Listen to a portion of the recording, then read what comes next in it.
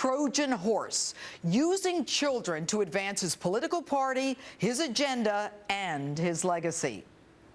As coyotes, human smugglers hired to bring children into the United States, deliver them by the thousands with the help of Mexico, a public health danger, a law enforcement nightmare, and yet another tax burden is created courtesy of Barack Obama. Now you say, come on, these are babies. This is a humanitarian crisis. And I say, we all love babies, but most of the babies coming here are between the ages of 14 and 17. And 3/4 of those 14 to 17-year-olds are males. So much for that image of Border Patrol spending all their time changing diapers.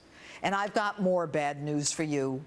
Gang signs located at the holding facilities enticed those male teens to join MS-13, one of the most violent gangs in the world.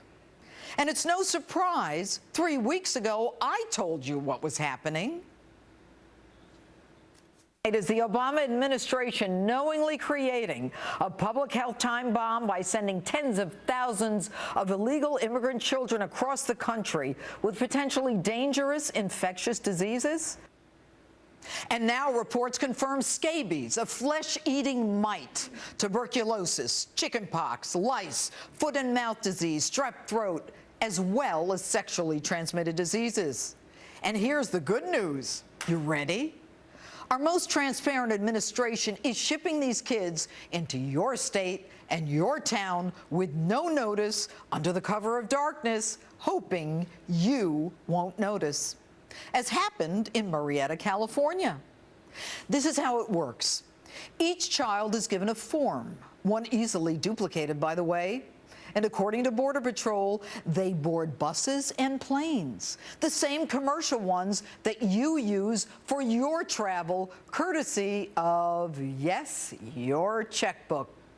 Now, once dropped off with virtually no supervision, they walk off.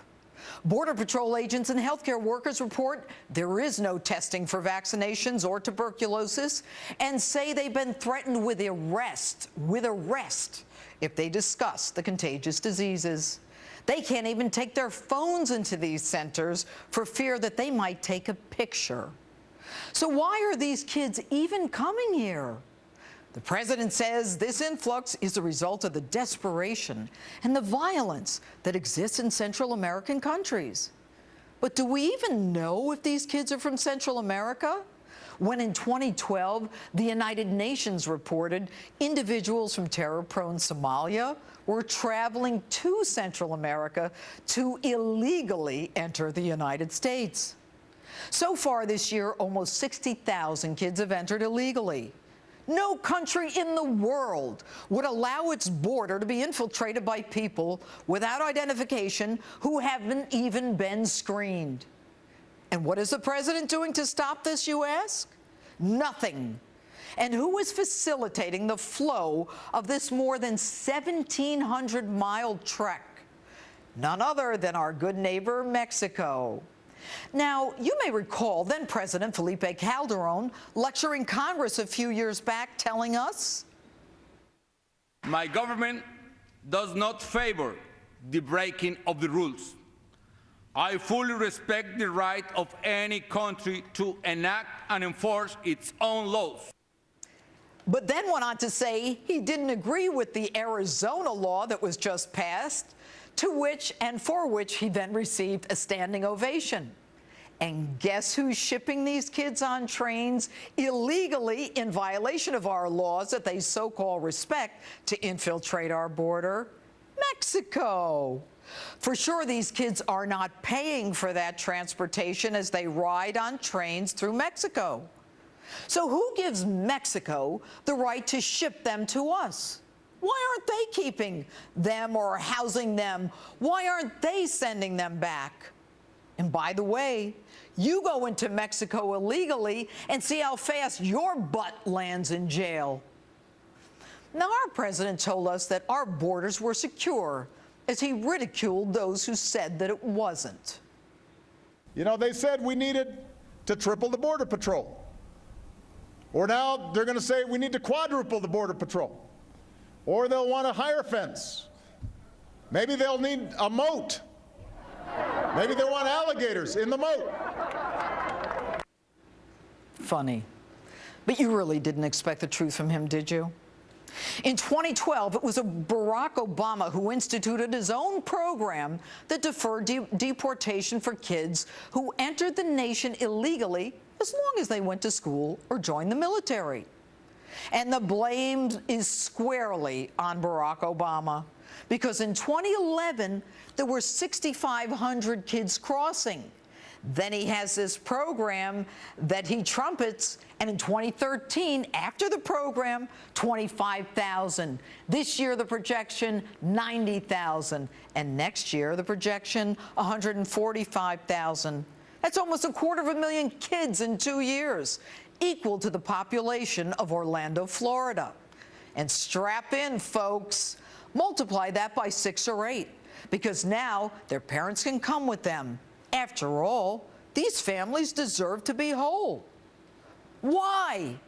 Any American parent who hands his kid off to a coyote, that human trafficker, to be taken 1,700 miles would be thrown in jail in this country for child abuse.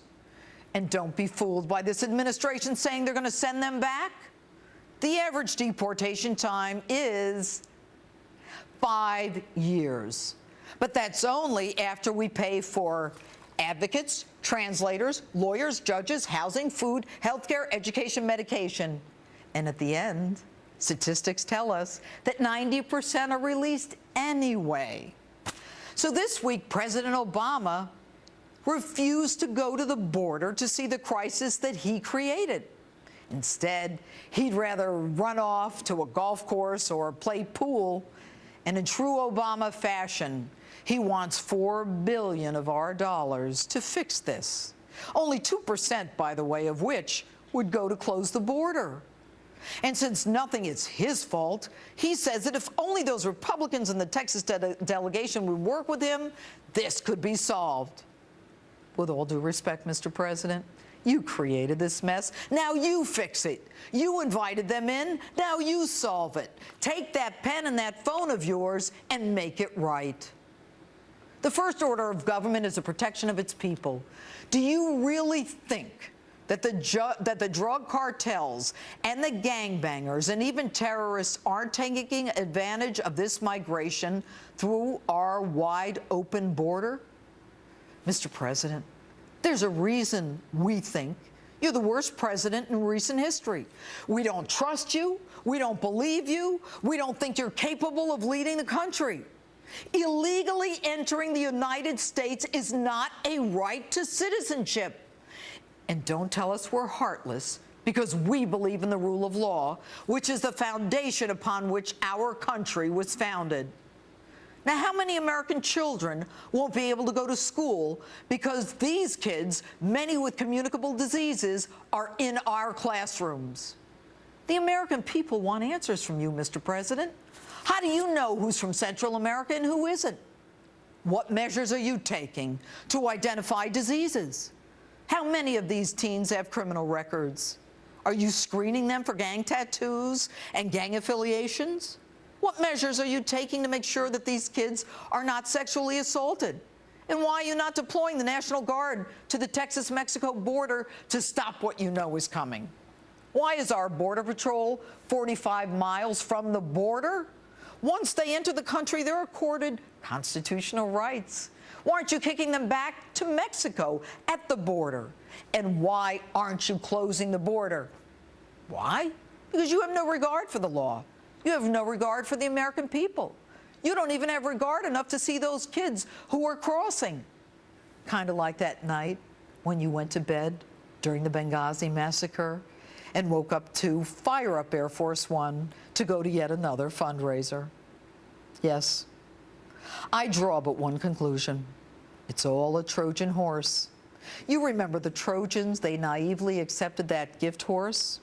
It didn't work out so well for them, did it?